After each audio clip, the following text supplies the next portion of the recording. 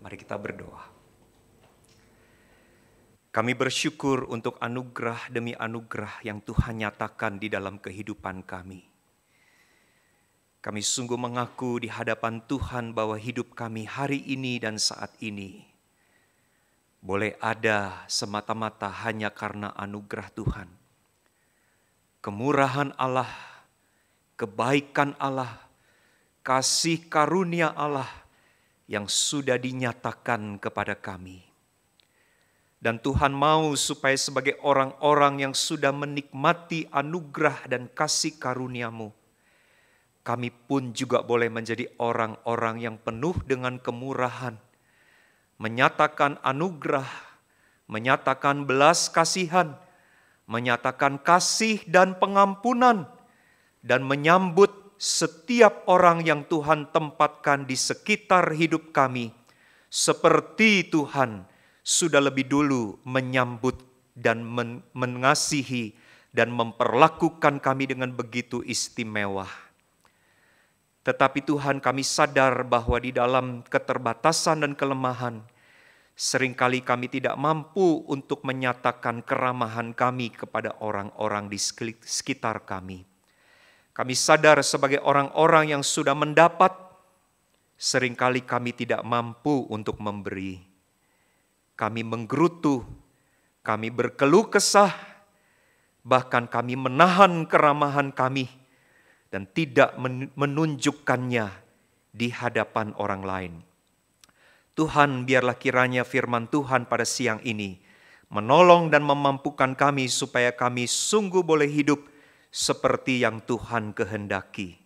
Berbicaralah, kami sungguh rindu boleh merenungkan kebenaran firman-Mu dan melakukannya di dalam kehidupan kami. Demi nama Tuhan Yesus Kristus, kami berdoa. Amin. Saudara-saudara, mari kita bersama-sama membuka dua bagian Alkitab dari Perjanjian Baru. Yang pertama, mari kita perhatikan Injil Matius pasalnya yang ke-18. Matius pasal 18 ayat 23 sampai dengan ayat 35. Injil Matius pasal 18 ayat 23 sampai dengan ayat 35. Sebab hal kerajaan sorga seumpama seorang raja yang hendak mengadakan perhitungan dengan hamba-hambanya. Setelah ia mulai mengadakan perhitungan itu, dihadapkanlah kepadanya seorang yang berhutang 10.000 talenta. Tetapi karena orang itu tidak mampu melunaskan hutangnya, raja itu memerintahkan supaya ia dijual beserta anak istrinya dan segala miliknya untuk pembayar hutangnya. Maka sujudlah hamba itu menyembah dia, katanya, "Sabarlah dahulu, segala hutangku akan kulunaskan." Lalu tergeraklah hati raja itu oleh belas kasihan akan hamba itu, sehingga ia membebaskannya dan menghapuskan hutangnya. Tetapi ketika hamba itu keluar, ia bertemu dengan seorang hamba lain yang berhutang 100 dinar kepadanya. Ia menangkap dan mencekik kawannya itu, katanya, "Bayar hutangmu." Maka sujudlah kawannya itu dan memohon kepadanya, "Sabarlah dahulu, hutangku itu akan kulunaskan." Tetapi ia menolak dan menyerahkan kawannya itu ke dalam penjara sampai dilunaskannya hutangnya. Melihat itu, kawan-kawannya yang lain sangat sedih, lalu menyampaikan segala yang terjadi kepada tuan mereka. Raja itu menyuruh memanggil orang itu dan berkata kepadanya, "Hai hamba yang jahat, seluruh hutangmu telah kuhapuskan karena engkau memohonkannya kepadaku. Bukankah engkau pun harus mengasihani kawanmu, seperti aku telah mengasihani engkau?" Maka marahlah tuannya itu dan menyerahkannya kepada algojo-algojo, sampai ia melunaskan seluruh hutangnya. Maka Bapa-Ku yang di sorga akan berbuat demikian juga terhadap kamu, apabila kamu masing-masing tidak mengampuni saudaramu dengan segenap hatimu. Bagian yang kedua mari kita perhatikan dari surat Efesus patsalnya yang keempat. Surat Efesus patsalnya yang keempat ayat yang ke-32. Efesus pasal 4 ayat yang ke-32, saya mengajak kita membaca ayat ini bersama-sama. Efesus pasal 4 ayat yang ke-32, mari kita mulai membacanya bersama-sama. Tetapi hendaklah kamu ramah seorang terhadap yang lain, penuh kasih mesra dan saling mengampuni, sebagaimana Allah di dalam Kristus telah mengampuni kamu. Sampai di situ pembacaan Alkitab untuk kita renungkan pada hari ini. Saudara, menarik untuk kita memperhatikan makna atau pengertian dari hospitalitas atau keramahan. Saudara, kata hospitality berasal dari satu istilah di dalam bahasa Latin, yaitu hospes. Hospes, saudara-saudara, bisa berarti tamu, tetapi hospes sekaligus juga sering diartikan sebagai tuan rumah. Jadi bisa dua maknanya, tamu atau tuan rumah.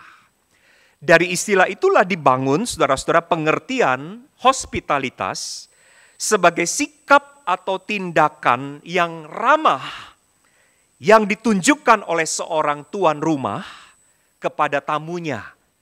Jadi dari istilah itulah dibangun pengertian hospitalitas. Atau karena kata hospes itu bisa berarti dua, bisa tuan rumah atau juga bisa berarti tamu, maka pengertian itu juga bisa berlaku sebaliknya.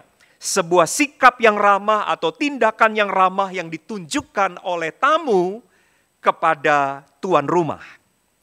Saudara-saudara, namun kata hospes sebenarnya merupakan sebuah kata gabungan atau gabungan dari dua kata di dalam bahasa Latin, yaitu hostis dan pets. Saudara-saudara, kata hostis dan kata pets ini, saudara-saudara, mempunyai arti yang sangat menarik. Kata hostis, saudara-saudara, berarti, kalau kita lihat, saudara-saudara, hostis itu berarti orang asing. Kata hostis berarti orang asing. Tetapi di dalam kata itu juga punya satu konotasi, yaitu musuh. Istilah hostis ini sebetulnya adalah satu istilah yang menjadi dasar dari kata di dalam bahasa Inggris, yaitu hostile atau hostility, yaitu permusuhan. Sedangkan kata pets itu, saudara-saudara, itu datang, saudara-saudara, dari istilah potes atau potensia, yaitu mempunyai kuasa. Sehingga saudara-saudara, di dalam hospitalitas, saat kita menunjukkan keramahan kita kepada orang lain, kepada orang asing, memang terdapat satu resiko. Resikonya apa, saudara-saudara? Bahwa orang yang kepadanya kita menyatakan keramahan, bisa saja menjadi musuh kita. Orang yang kepadanya kita menyatakan kebaikan, bisa saja membahayakan kita atau merugikan kita. Saudara-saudara, di dalam, kalau kita melihat di dalam Alkitab, saudara-saudara, kita sampai kepada satu pengertian hospitalitas yang diangkat dari satu istilah, yaitu filosenia. Kata filosenia juga dibentuk dari dua kata, yaitu philos atau philia yang berarti kasih persahabatan, dan kata xenos yang berarti orang asing. Sehingga dari istilah filosenia ini, saudara-saudara, kita mendapatkan makna hospitalitas sebagai sikap atau tindakan mengasihi orang asing, ramah terhadap orang asing sebagai sahabat. Ada lagi istilah di dalam Alkitab yang menjadi rujukan untuk kita memahami hospitalitas, yaitu kata xenodokeo. Saudara, kata xenodokeo ini dibentuk oleh dua istilah, yaitu kata xenos yang artinya orang asing dan dekomai yang berarti menerima. Sehingga dari istilah xenodokeo itu muncullah satu pengertian menerima orang asing. Sehingga saudara-saudara, kalau kita mau menyimpulkan dari istilah-istilah ini, secara etimologis ataupun melalui istilah-istilah yang terdapat di dalam Alkitab, apakah hospitalitas itu, saudara-saudara? Kita melihat hospitalitas itu adalah satu sikap atau tindakan di mana kita mengasihi, satu sikap atau tindakan di mana kita menerima orang asing, menerima orang lain sebagai sahabat kita, dan kita menjadikannya teman kita, menjadikan sahabat kita. Sekalipun saudara-saudara di dalam tindakan itu, saudara-saudara, itu penuh dengan resiko, penuh dengan akibat-akibat yang tidak bisa kita prediksi sebelumnya. Saudara, kalau kita melihat di dalam Alkitab, wujud dari hospitalitas itu bermacam-macam. Mulai dari perjanjian lama sampai perjanjian baru, saudara-saudara, baik itu Allah maupun tokoh-tokoh di dalam Alkitab menyatakan tindakan-tindakan hospitalitasnya. Saudara, misalnya di dalam Alkitab kita melihat ada kisah di mana orang memberi tumpangan. Saudara, kata xenofilia itu, saudara-saudara, itu sebetulnya kalau di dalam Alkitab terjemahan baru di dalam bahasa Indonesia selalu diterjemahkan dengan kata memberi tumpangan. Memberi tumpangan dan memberi tumpangan. Jadi memang tindakan memberi tumpangan itu adalah tindakan kita menyatakan keramahan kepada orang lain. Memberi tumpangan entah kepada orang yang dikenal atau termasuk orang yang tidak dikenal. Itu pun adalah tindakan hospitalitas. Atau misalnya di dalam menyambut atau menjamu tamu atau orang asing. Itu pun juga adalah tindakan hospitalitas. Saudara-saudara, satu ketika Abraham kedatangan tamu-tamu asing. Dan ayat itu seringkali dijadikan rujukan untuk berbicara mengenai hospitality.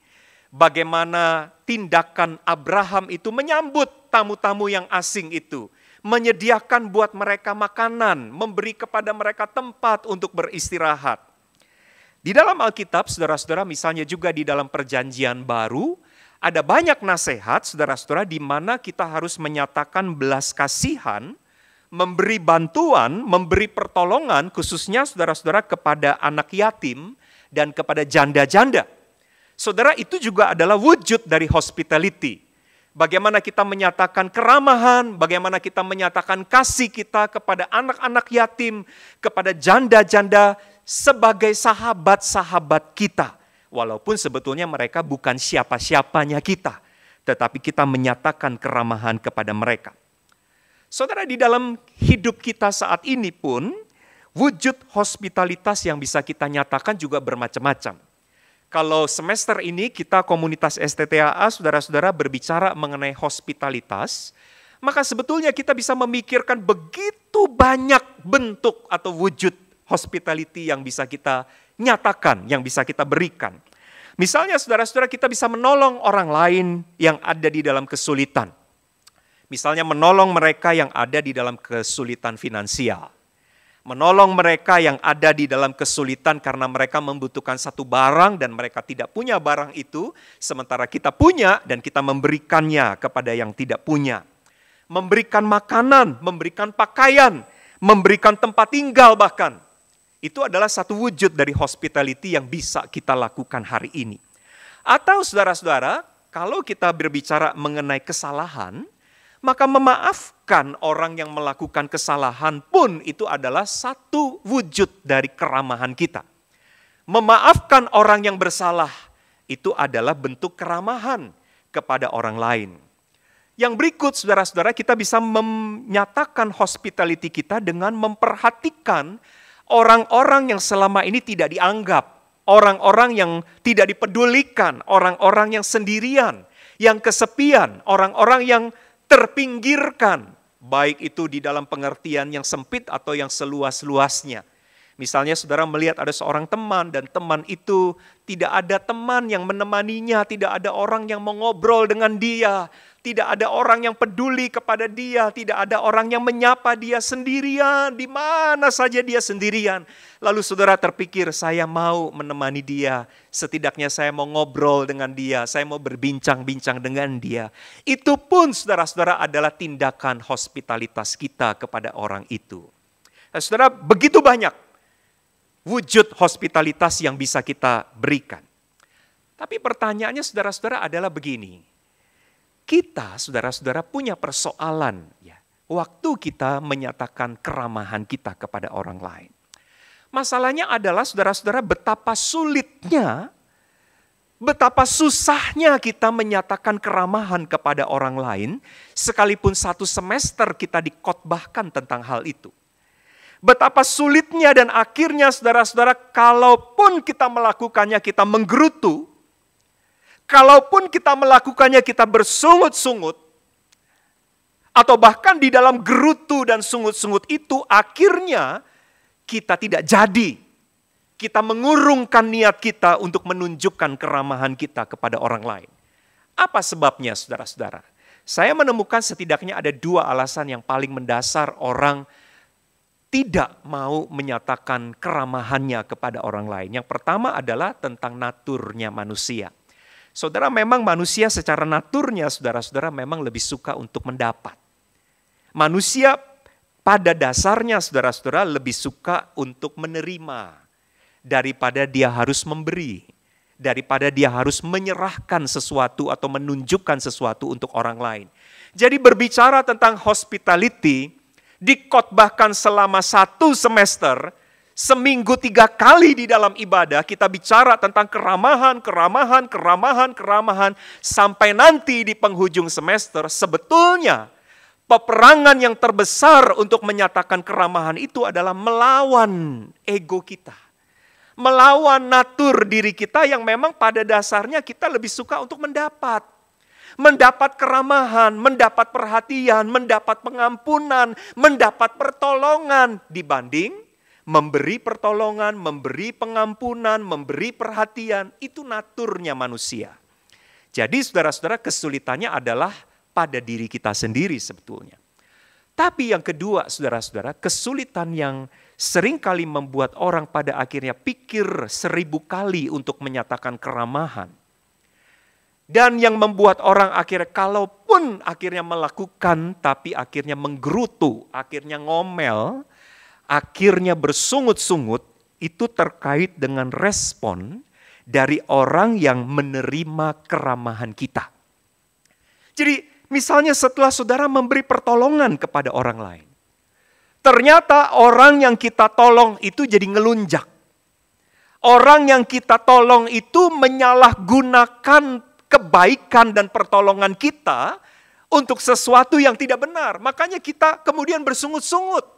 Kita menunjukkan keramahan kita, tapi ketika melihat respon orang itu, ketika melihat reaksi orang itu, saya menolong dia tapi kok dia menyalahgunakan kebaikan pertolongan saya.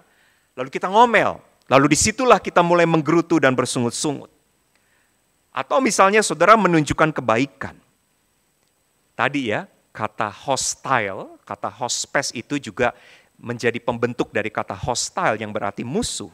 Saudara sudah menyatakan kebaikan kepada seseorang, lalu orang yang saudara baiki itu ternyata kemudian menjahati saudara, menikung saudara dari belakang. Saudara-saudara, dan kemudian kita merasa kok begitu ya?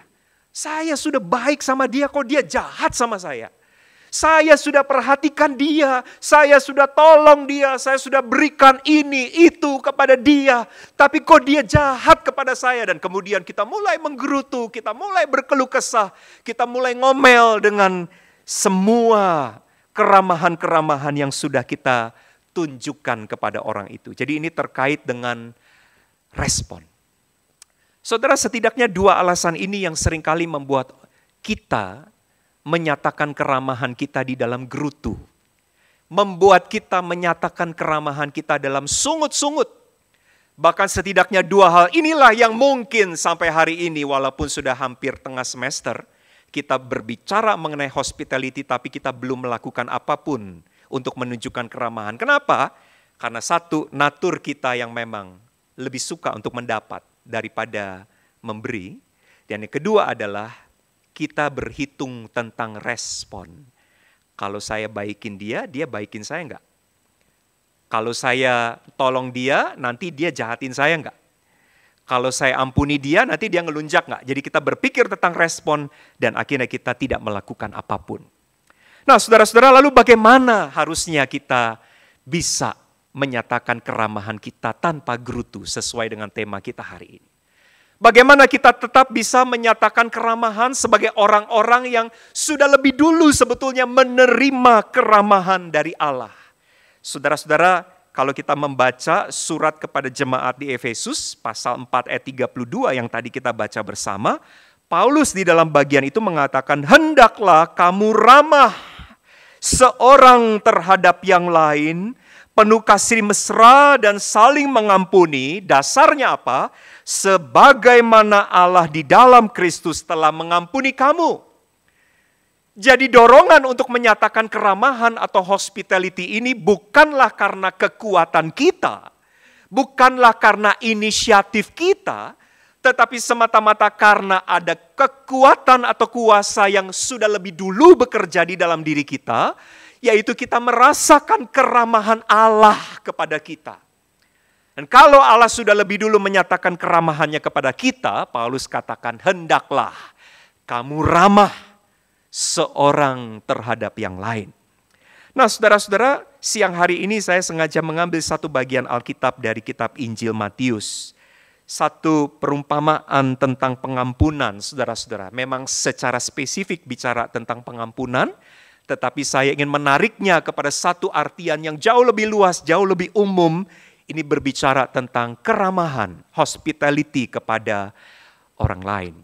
Saudara, apa yang bisa kita ingat-ingat dari perikop ini ketika kita akhirnya menggerutu, akhirnya kita bersungut-sungut waktu kita menyatakan keramahan kepada orang lain. Saudara, hal yang pertama yang saya mau ajak kita pikirkan adalah begini.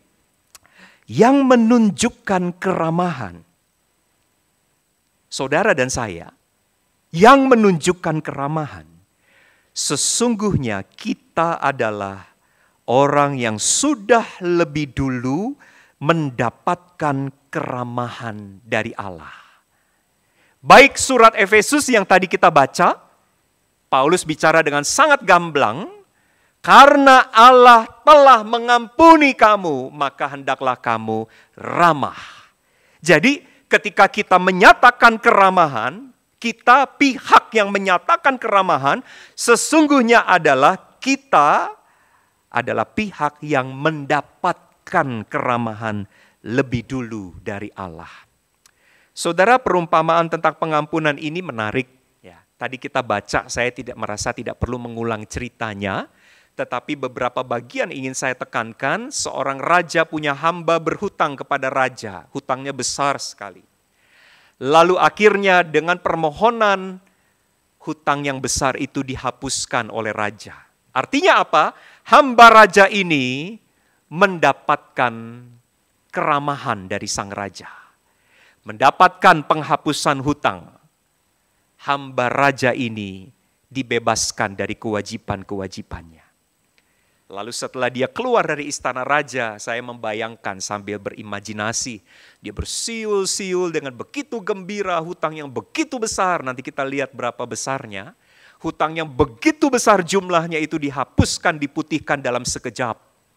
Lalu dia berjumpa dengan sobat lama di tengah jalan. Dia ingat, temanku ini punya hutang kepadaku dan belum dibayar. Lalu ketika dia berpapasan, hamba raja ini berkata, "Hei sobat, bayar hutangmu." Temannya ini memohon persis seperti hamba ini memohon kepada raja. Temannya juga memohon kepada dia, "Hai kawan, sabarlah dulu. Aku belum punya duit. Nanti hutangku itu akan kulunaskan. Beri aku waktu, beri aku kesempatan."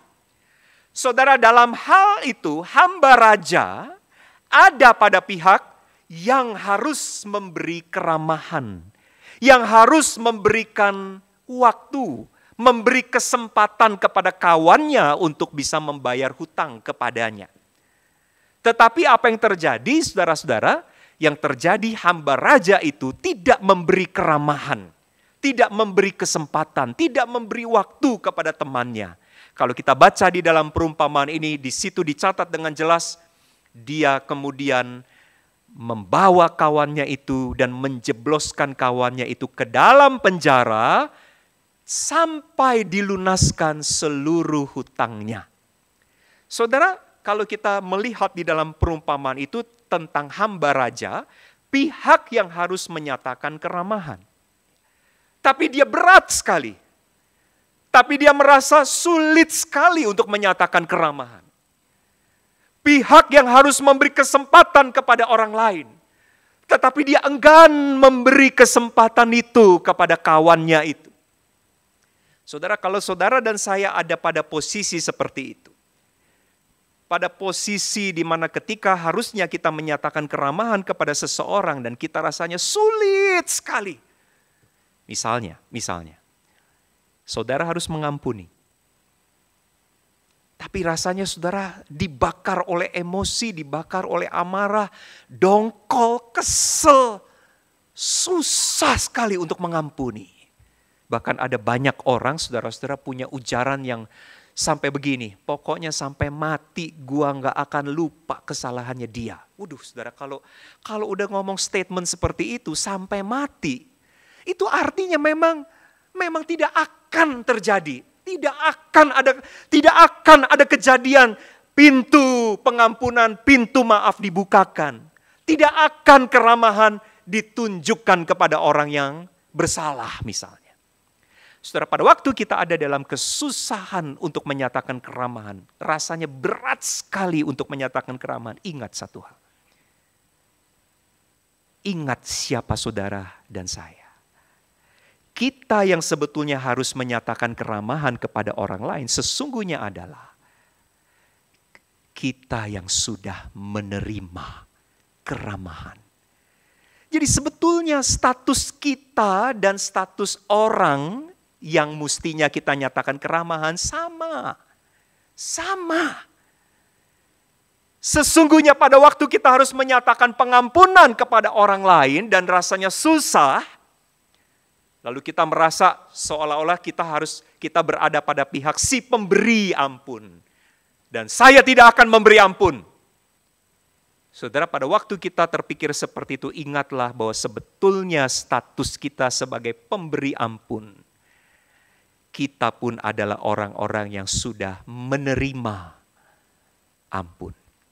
Saudara, saya teringat apa yang dicatat di dalam Injil Yohanes pasal 8 tentang kepada Tuhan Yesus satu kali dibawa seorang perempuan yang kedapatan berbuat zina. Lalu kemudian ahli-ahli Taurat dan orang-orang Farisi mendesak Tuhan Yesus dan bertanya kepada Tuhan Yesus, "Guru, perempuan ini harus diapakan?" Kita tahu menurut hukum Musa orang yang berbuat zina harus dilenyapkan. Dan ini sebuah dilema buat Tuhan Yesus, sebuah jebakan Batman, ya. Kalau Tuhan Yesus bilang, "Ya udah lempari dengan batu." Wah, nanti dia bisa dituduh nggak punya belas kasihan nih. Kalau Tuhan Yesus bilang, "Ya sudah lepaskanlah." Wah, tidak menghormati hukum Musa. Saudara, jawaban Tuhan Yesus yang menurut saya sangat bijaksana adalah begini. Barang siapa di antara kamu yang tidak pernah berbuat dosa, silakan dia yang pertama kali melempari perempuan ini dengan batu.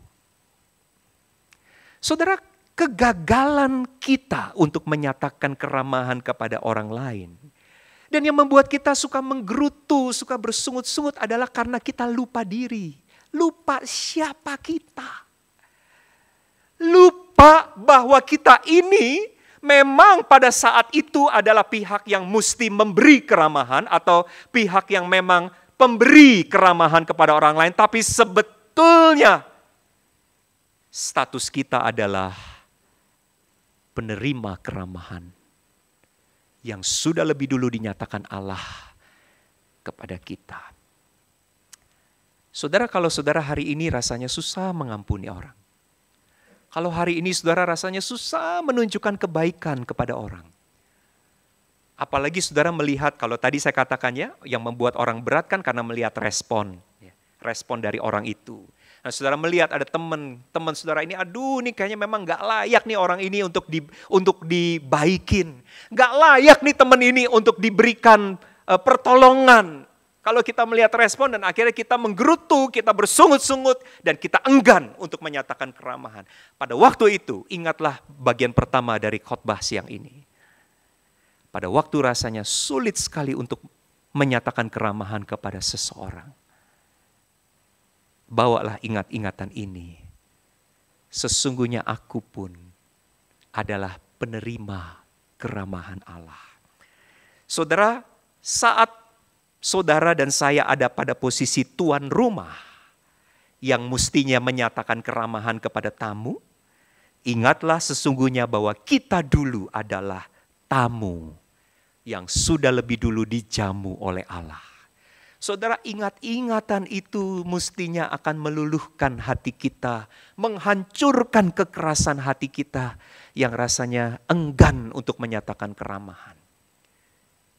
Iya, saya adalah tamu yang sudah dijamu Allah. Lalu kalau sekarang saya jadi tuan rumah, kenapa saya sekarang sulit sekali untuk menjamu tamu saya ini? Sekalipun tamu saya ini penuh dengan kelemahan dan menyebalkan. Yang kedua, saudara, kita belajar dari perikop ini. Ketika kita mau menyatakan keramahan tetapi kemudian kita menggerutu, kita bersungut dan bahkan kita akhirnya mengurungkan niat untuk menyatakan keramahan karena kita suka berhitung. Ini ahli matematika kita semua ini saudara-saudara. Kita suka menghitung-hitung bentuk, frekuensi, jumlah keramahan yang kita tunjukkan kepada orang lain. Dan karenanya kita menggerutu. Misalnya kalau kita menyatakan kebaikan, ya, atau kita menyatakan pengampunan, atau kita memberi perhatian. Biasanya saudara-saudara yang membuat kita sering ngomel-ngomel, yang membuat kita bersungut-sungut adalah karena kita suka ngitung. Ngitung apa? Ngitung berapa banyak keramahan yang sudah aku beri. Aku loh sudah memperhatikan si ini. Dan kita ngitung rasanya udah banyak orang yang sudah merasakan keramahan kita. Saya loh sudah mengampuni dia sampai 5 kali, tapi dia masih seperti itu juga. Dan itulah mungkin yang menjadi alasan pertanyaan Petrus yang melatar belakangi perumpamaan ini ketika Petrus bertanya, Tuhan, kalau ada orang berbuat salah kepada saya, sampai berapa kali saya harus mengampuni? Apakah sampai 7 kali? Rupa-rupanya hitung-hitungan juga ada di dalam mindset orang-orang Yahudi dan mindsetnya Petrus. Bahwa mengampuni atau menunjukkan keramahan itu ada limitnya. Dan ketika kita berhitung berapa banyak yang sudah aku berikan. Dan kita merasa too much. Kita merasa udah banyak bener. Saya udah nolong orang, saya udah perhatiin orang, saya udah ngampunin orang, saya udah nyambut orang.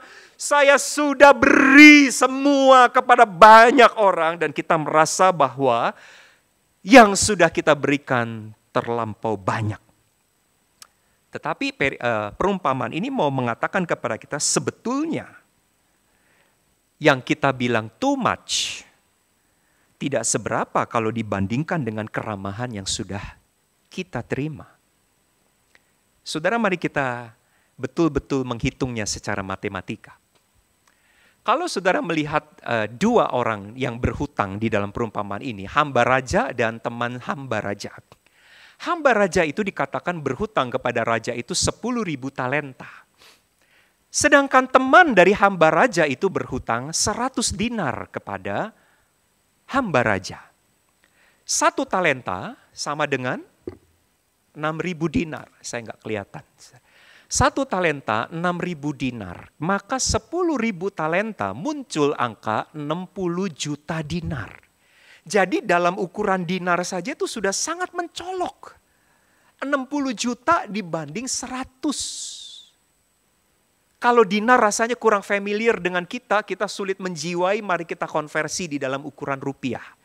Kalau lihat di dalam kamus Alkitab, yang mungkin ukurannya pasti berbeda hari ini, 1 dinar itu setara dengan upah orang bekerja selama 1 hari, yang di dalam kamus Alkitab diterjemahkan saudara-saudara sebesar 750 rupiah. Oke lah kita pakai kurs itu. Ya. Maka 60 juta dinar, muncul angka 45 miliar rupiah. Sedangkan hutang teman dari hamba raja kepada si hamba itu cuman berapa?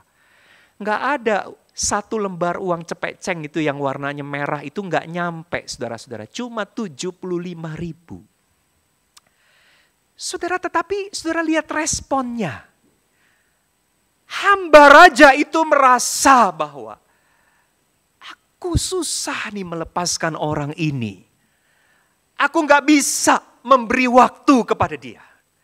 Nggak bisa diberi tempo, nggak bisa diberi kesempatan. Bayar sekarang atau kamu saya jebloskan ke dalam penjara.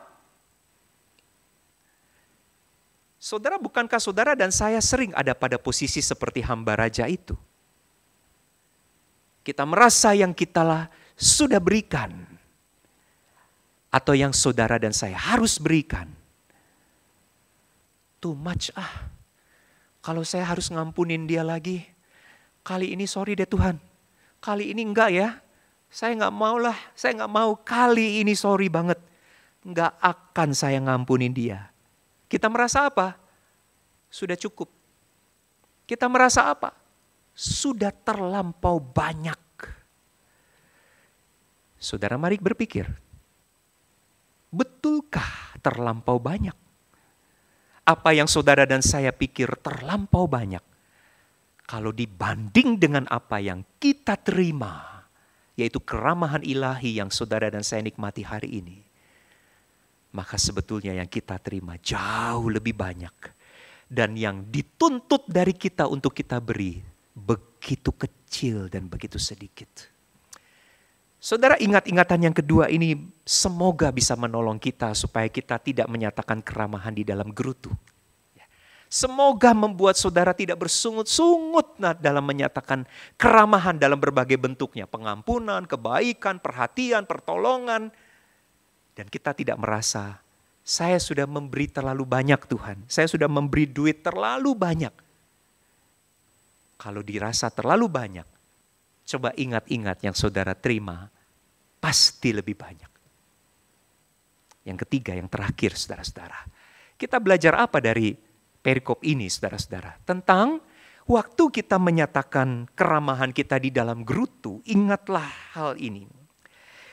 Jika karena gerutu dan kesal, saudara dan saya akhirnya kehilangan ketulusan, atau bahkan kehilangan kesediaan untuk menyatakan keramahan kepada orang lain, ingatlah bahwa Allah memperhitungkan hal itu sebagai ketiadaan iman.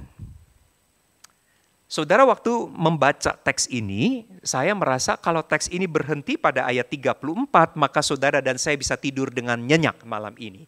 Karena ini hanyalah sebuah perumpamaan. Karena ini hanyalah sebuah cerita. Cerita adalah cerita. Cerita tidak ada hubungannya dengan hidup kita. Tidak ada korelasinya secara langsung kepada diri kita yang hidup. Itu hanya cerita. Tapi persoalannya setelah menutup perumpamaan pada ayat 34. Di mana dikatakan raja itu marah dan memanggil hambanya. Lalu menyerahkan hambanya itu kepada algojo dan menjebloskan hambanya ke dalam penjara. Sampai hambanya melunaskan seluruh hutangnya itu. Cilakanya, saya pakai kata itu, cilakanya. Ayat 35 Tuhan Yesus berkata begini, ini bukan lagi perumpamaan. Maka Bapakku yang di sorga akan berbuat demikian juga kepada kamu. Apabila kamu masing-masing tidak mengampuni saudaramu dengan segenap hatimu. Ini serius dan ini tidak hanya sekedar sebuah cerita lagi kalau begitu. Bahwa kebenaran cerita itu sekarang kini akan berlaku kepada kita apabila kita mengambil tempat persis seperti tokoh yang ada di dalam cerita itu. Bapakku yang di sorga akan berbuat demikian. Artinya berbuat seperti yang dilakukan oleh Tuan Raja kepada hambanya. Saudara, menurut saya tidak ada yang kontradiksi teks ini dengan teologi Kristen. Teologi Kristen kita mengatakan manusia diselamatkan memang karena iman, bukan karena perbuatan. Jadi kalau ada orang menafsirkan ayat ini dan mengatakan, loh kok kita sekarang dibenarkan karena perbuatan kita ya, mengampuni. Saudara, manusia diselamatkan karena iman, bukan karena perbuatan. Tetapi di sisi lain yang harus kita ingat bahwa iman itu mewujud dalam perbuatan. Bahwa perbuatan itu adalah bukti dari iman. Yakobus membahas itu secara panjang lebar di dalam suratnya. Maka sebetulnya tidak ada yang kontradiksi antara iman dan perbuatan di dalam teks ini, saudara-saudara, karena teks ini mau mengatakan bahwa kalau perbuatan kita tidak menunjukkan iman kita, alias disitulah tiadanya iman, maka bagaimana mungkin kita bisa dibenarkan? Oleh sebab itu, saudara-saudara, ayat 35 berkata, Bapakku yang di sorga akan berbuat demikian juga kepada kamu apabila kamu masing-masing tidak bersedia menyatakan keramahan kepada sesamamu. Baik itu pengampunan, pertolongan, perhatian, bantuan kepada orang lain. Karena kita tidak mampu membuktikan iman kita dari tindakan keramahan yang kita tunjukkan melalui hidup kita. Saudara, biarlah kiranya siang ini kita belajar. Saya berkhotbah tetapi saya juga belajar. Gak mudah memang. Apalagi kalau bicara hostile, yang diramahi bisa menjahati saya. Tetapi saudara-saudara, perintahnya jelas. Hendaklah kamu ramah kepada yang lain.